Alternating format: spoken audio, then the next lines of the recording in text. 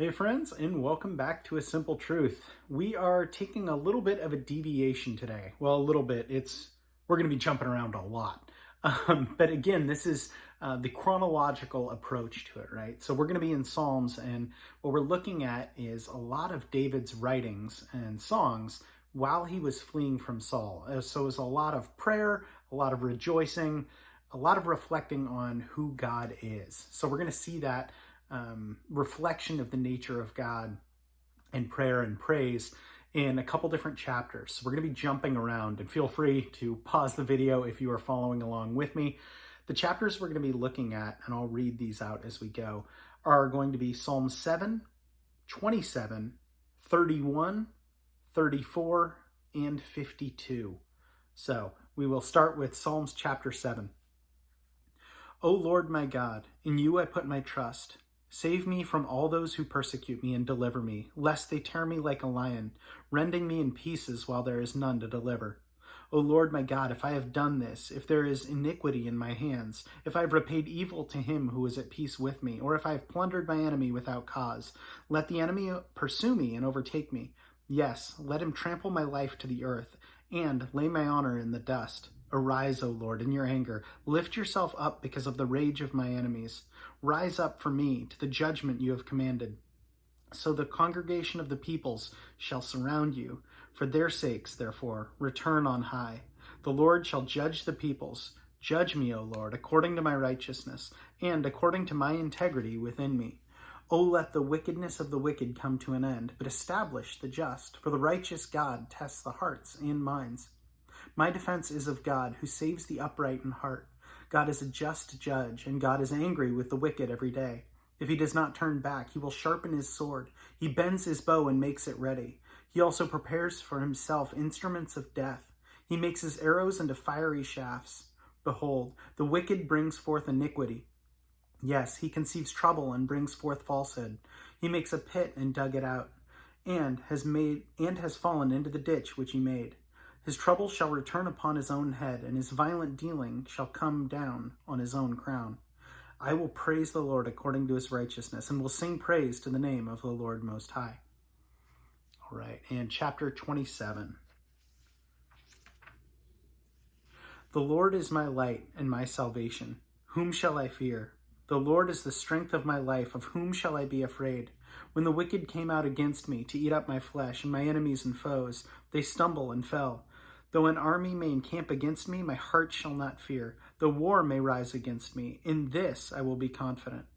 One thing I have desired of the Lord, that I will seek, that I may dwell in the house of the Lord all of the days of my life, to behold the beauty of the Lord, and to inquire in his trouble.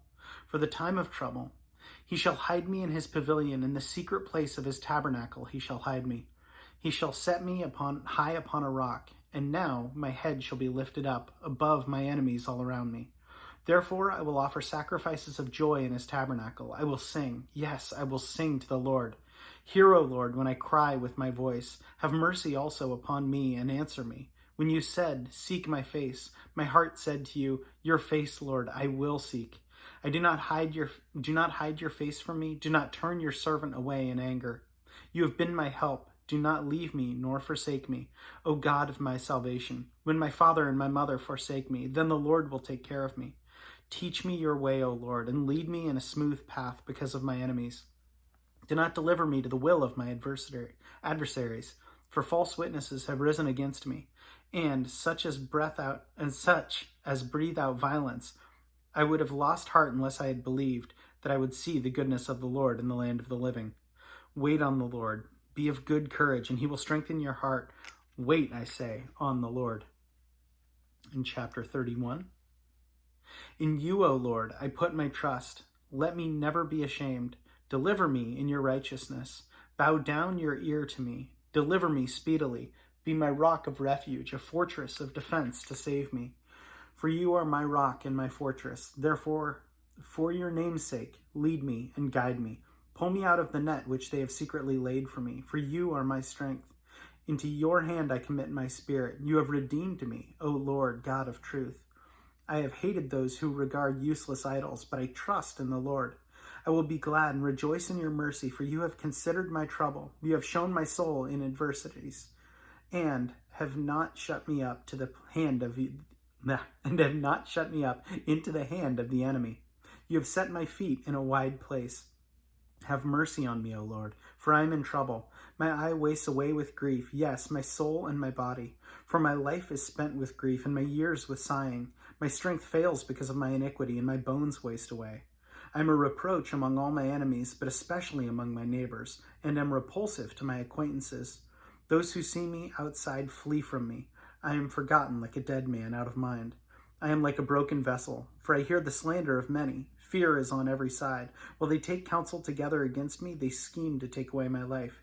But as for me, I trust in you, O Lord. I say you are my God. My times are in your hand. Deliver me from the hand of my enemies and from those who persecute me. Make your face shine upon your servant. Save me for your mercy's sake. Do not let me be ashamed, O Lord, for I have called upon you. Let the wicked be ashamed. Let them be silent in the grave. Let the lying lips be put to silence, which speak insolent things proudly and contemptuously against the righteous.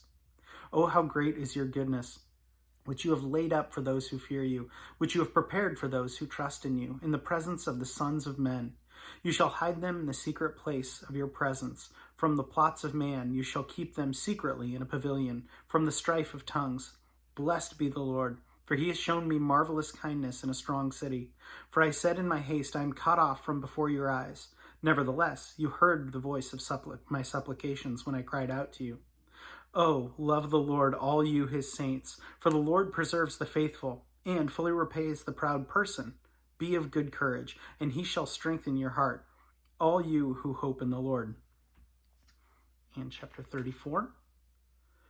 I will bless the Lord at all times. His praise shall continuously be on my mouth. My soul shall make its boast in the Lord. The humble shall hear of it and be glad.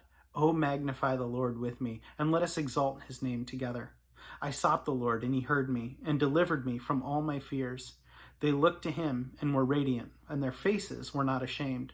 This poor man cried out, and the Lord heard him, and saved him out of all his troubles. The angel of the Lord encamps all around those who fear him, and delivers them. Oh, taste and see that the Lord is good. Blessed is the man who trusts in him. Oh, fear the Lord, you his saints. There is no want to those who fear him. The young lions lack and suffer hunger, but those who seek the Lord shall not lack any good thing. Come, O you children, listen to me. I will teach you the fear of the Lord. Who is the man who desires life and loves many days, that he may see good? Keep your tongue from evil and your lips from speaking deceit. Depart from evil and do good. Speak peace and pursue it. The eyes of the Lord are on the righteous, and his ears are open to their cry. The face of the Lord is against those who do evil, to cut off their remembrance of them from the earth. The righteous cry out, and the Lord hears and delivers them out of all their troubles. The Lord is near to those who have a broken heart, and saves such as have a contrite spirit. Many are the afflictions of the righteous, but the Lord delivers him out of them all. He guards all his bones, not one of them is broken. Evil shall slay the wicked, and those who hate the righteous shall be condemned. The Lord redeems the soul of his servants, and none of those who trust in him shall be condemned. And lastly, chapter 52. Why do you boast in evil, O mighty man? The goodness of God endures continually. Your tongue devises destruction like a sharp razor working deceitfully. You love evil more than good, lying rather than speaking righteousness. You love all the devouring words, you deceitful tongue. God shall likewise destroy you forever. He shall take you away and pluck you out of your dwelling place and uproot you from the land of the living. The righteous also shall see and fear, and shall laugh at him, saying, Here is the man who did not make God his strength, but trusted in the abundance of his riches, and strengthened himself in his wickedness. But I am like a green olive tree in the house of God. I trust in the mercy of God forever and ever. I will praise you forever, because you have done it, and in the presence of your saints I will wait on your name, for it is good. So hopefully you were able to follow. I know we're again jumping around, but you really do see David's plight as he's running away and yet recognizes that God is truly his refuge. And I think there's a lot to be said in the fact that David wrote that down. He didn't just sing that to the Lord, but that was written down. And I know when I write stuff down, it helps me process it. So as I'm going through stuff, it helps me process it. But then also it serves as a reminder to myself of what I've been through, what that stuff looked like at the time. So I think that's why I really appreciate David's writings, is I get to see exactly what he was going through and the impact that it had on him. So maybe that's my charge today to myself, you, if you want to pick it up, but write down what God has done. I know I've mentioned a little bit of this before, but write down what God has done so that you're able to process it well, if that helps you. But probably more importantly, that you have that serve as a reminder of what God has done in your life, because it is no small thing that he has done for us, just as it was no small thing that he has done for David. So that's all I have today. Again, I hope you guys were able to jump around quite a bit. I'll write down all the chapters in the description so you can see that as well. But as always, thanks so much for joining.